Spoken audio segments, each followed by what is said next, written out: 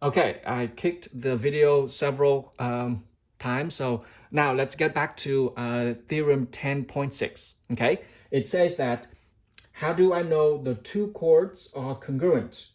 It says that if and only if the two chords are equidistant from the center.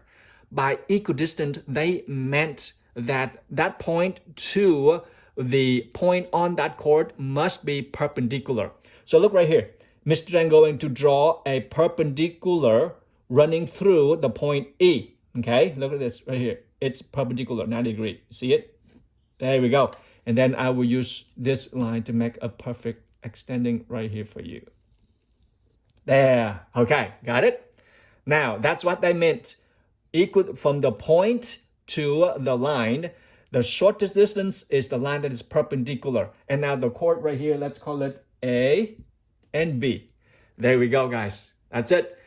If we know that the distance from E to, they call it F, from E to F congruent to from E to G, then what is your conclusion?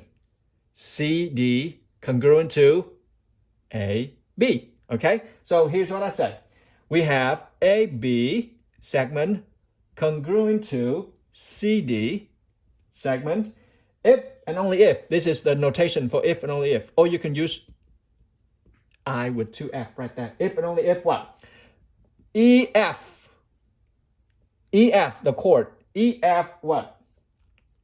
EF, okay, the segment EF congruent to, that's right, EG. There we go. Okay, let me summarize the whole thing for you right here.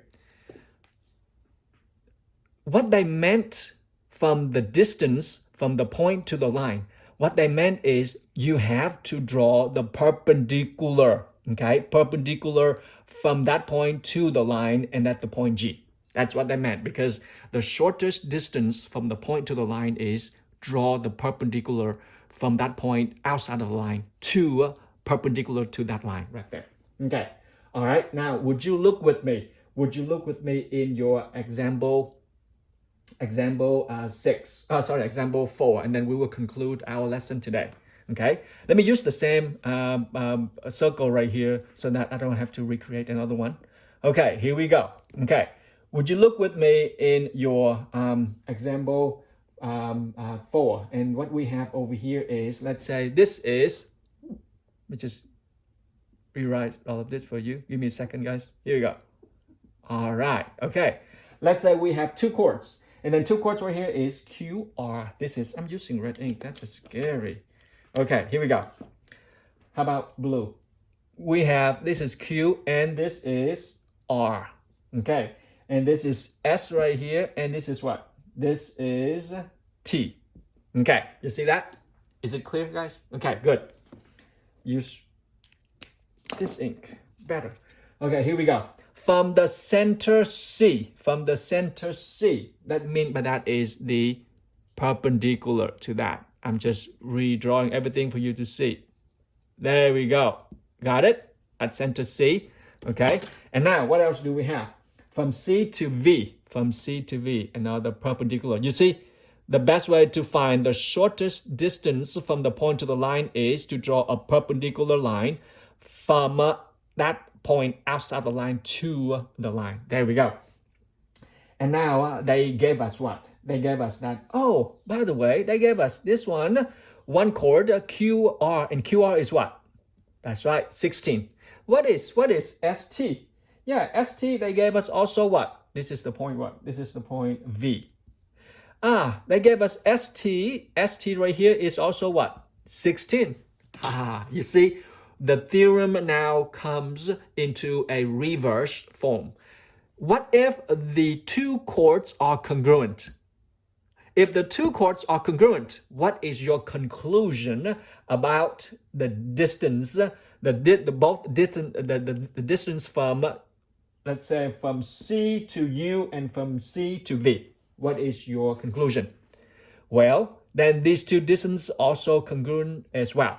And your job is to find what must be the value for x that satisfies the conclusion, which is, this is 2x. What 2x? Because this is u. All right. So you know right here, CU equals 2x. What else? CV equals what? Equals 5x minus 9. 5x minus 9. So 5x minus 9. Your job is right now, oh, Mr. Dan, if the two chords, look, the two chords, ST and QR, they are congruent. Therefore, the distance from the center to both chords will be congruent also, meaning CU congruent to CV. And they gave us in variable, which is 2x and 5x minus 9. To find the value for x, you set these two equal each other, which is 2x equals 5x minus 9. Can you solve this for x? Yes. Bring 2x over, which is minus 2x both sides. You got what? 0. Oh, let me write that. Sorry, being clumsy right here, guys. And this is minus 2x. You got 3x minus 9. And then you bring 9 over, which is add 9 both sides. You got what? 9 equals 3x, which means x equals what? That's right, x equals 3. That's your answer right there. And we will conclude our lesson right there. Sorry, you couldn't see that. That's x right now. Solving for this, you got x equals 3. And that is your conclusion. And they ask for what is CU. Then, you know, CU is 2 times x is what? 6. Yep, CU is 6. If CU is 6, then VC is also 6. And I will I will post your homework. Guys, I miss seeing you all. Have a wonderful day. Bye-bye.